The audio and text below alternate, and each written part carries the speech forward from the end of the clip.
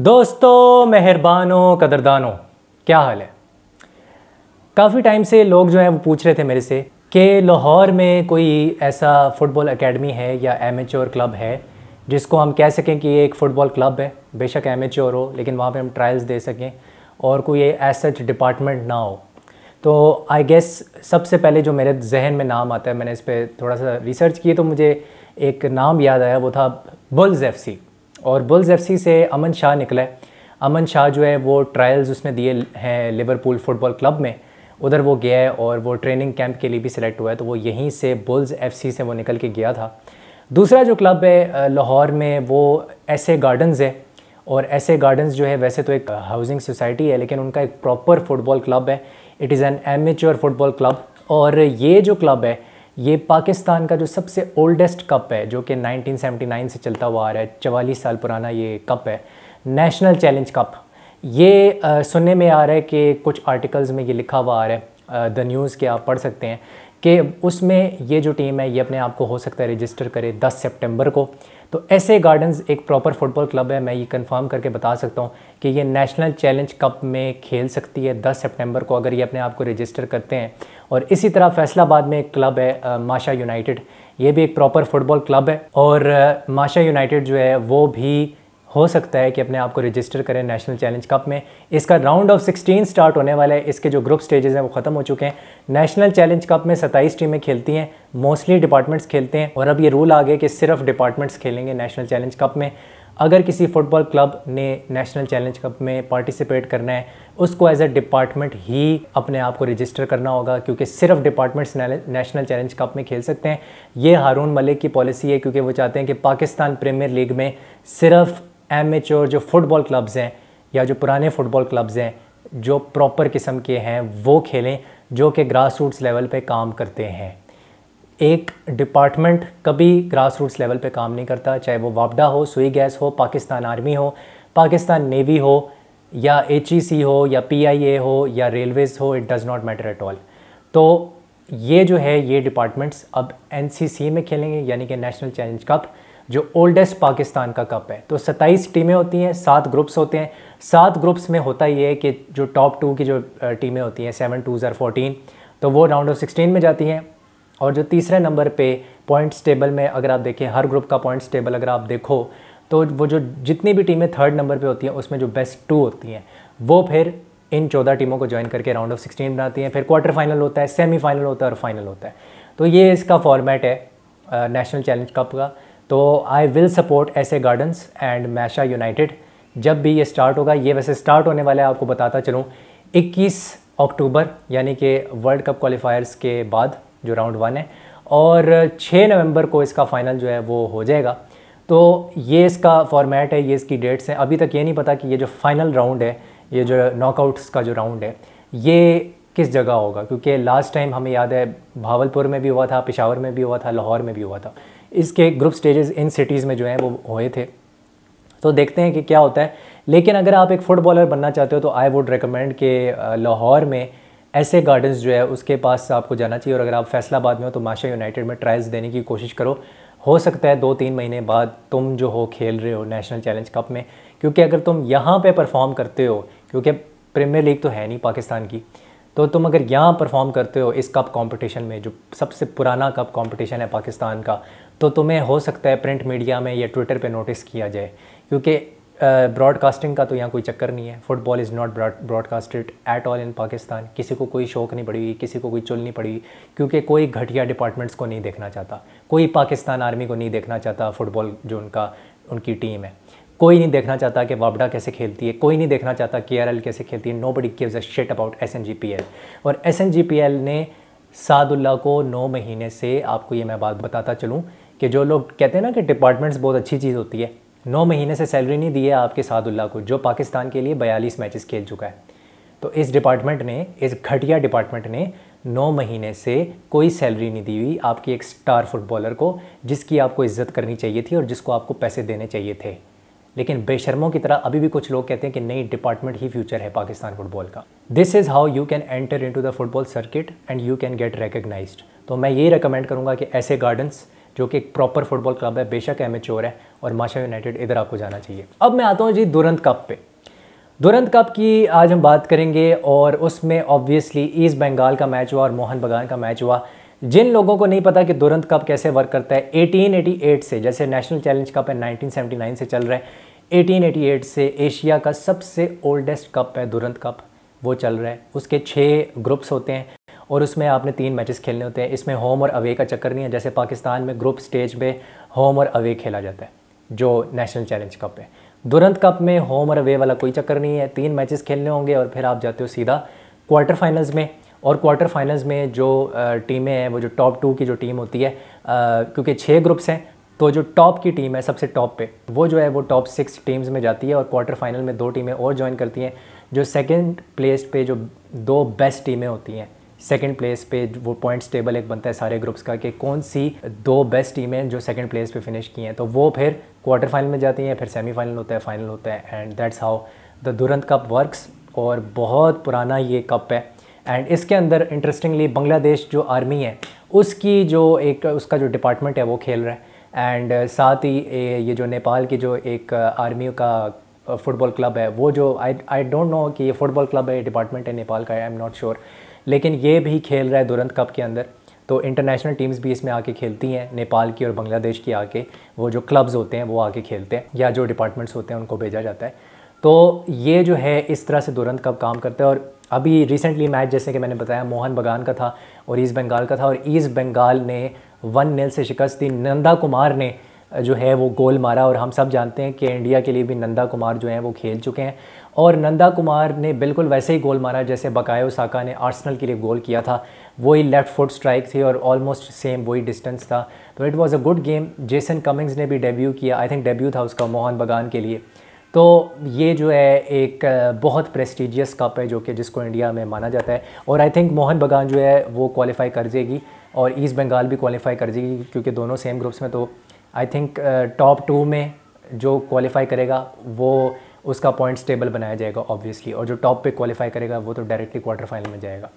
तो ये इस तरह से ये चलता है दुरंत कप। तो ये मैं बेसिकली बताना चाह रहा था कि इंडिया में दुरंत कप कैसे वर्क करता है और नेशनल चैलेंज कप पाकिस्तान में कैसे वर्क करता है।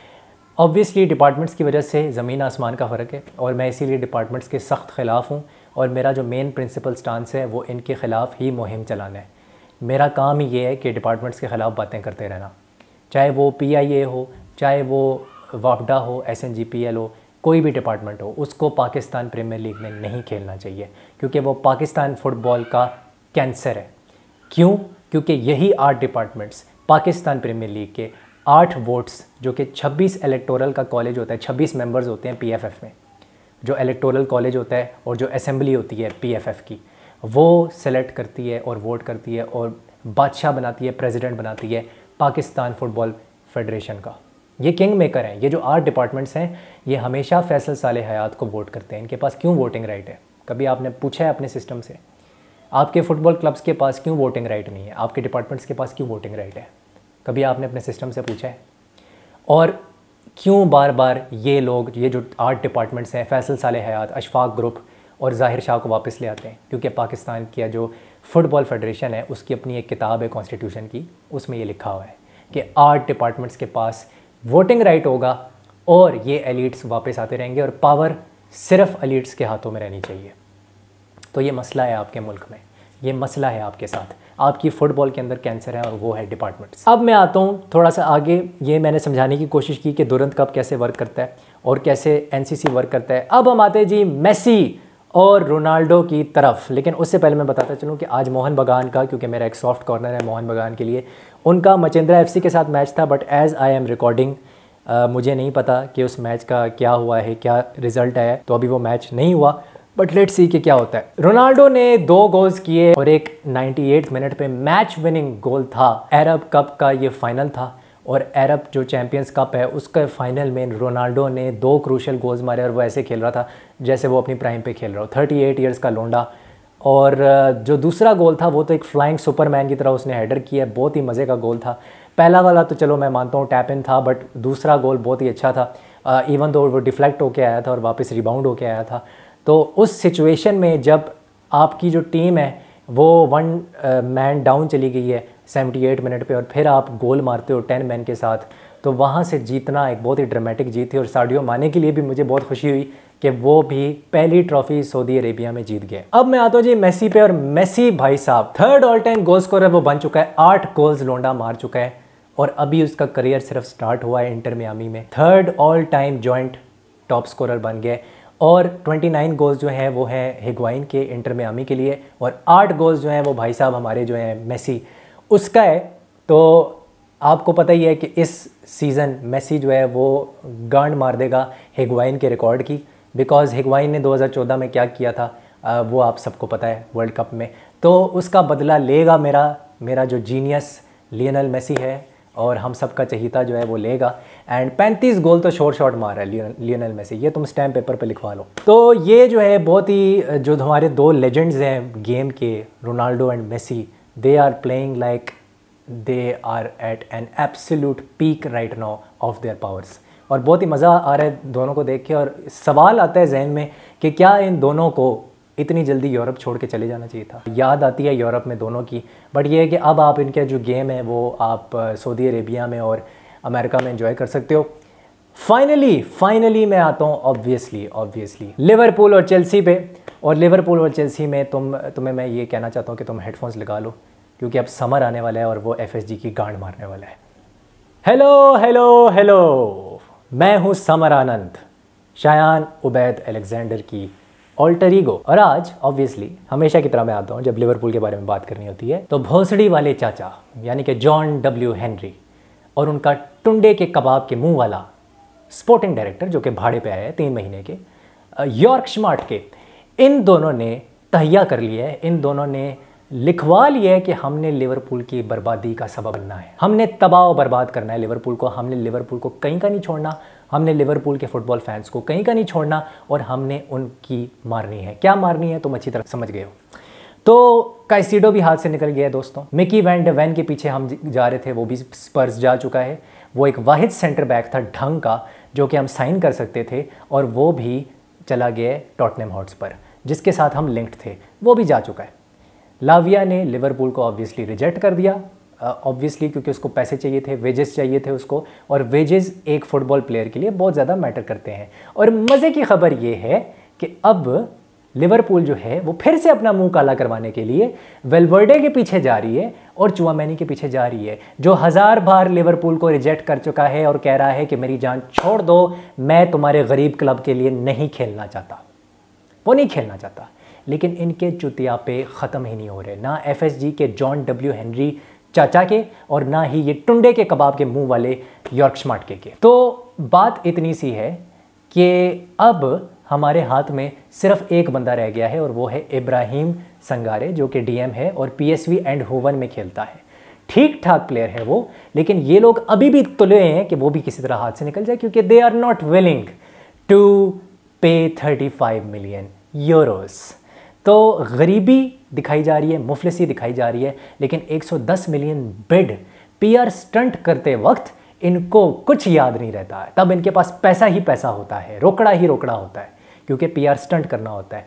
पता होता है कि हमारा पैसा खर्च नहीं होगा, पता होता है कि हम इस प्लेयर को नहीं खरीद पाएंगे क्योंकि टॉड बोली की अपनी फाइनेंशियल पुल बहुत ज़्यादा है, लेकिन क्योंकि PR स्टंट करना होता है और पता होता है FSG को कि मेरे ख़िलाफ़ #FSG आउट लगा होता है, तो उसको मांद करने के लिए, उन आवाज़ों को दबाने के लिए वो ये हरकत करता है। अगर तुम्हारे पास ये पैसे थे, 100 मिलियन अगर था तुम्हारे पास, पहला क्वेश्चन ये आता है हरामजादों FSG वालों, पहला क्वेश्चन ये आता है कुत्ते के बच्चों, तुमने जाके जूड बेलिंगम को क्यों साइन करने की कोशिश नहीं की? भोसड़ी वालों, इतना तुम्हारा मसला था तो तुमने क्यों उस वक्त तुम नहीं गए? शर्म आनी चाहिए तुम्हें अपनी ट्रांसफ़र पॉलिसी पे सबसे पहले, और चुल्लू भर पानी में डूब मरना चाहिए।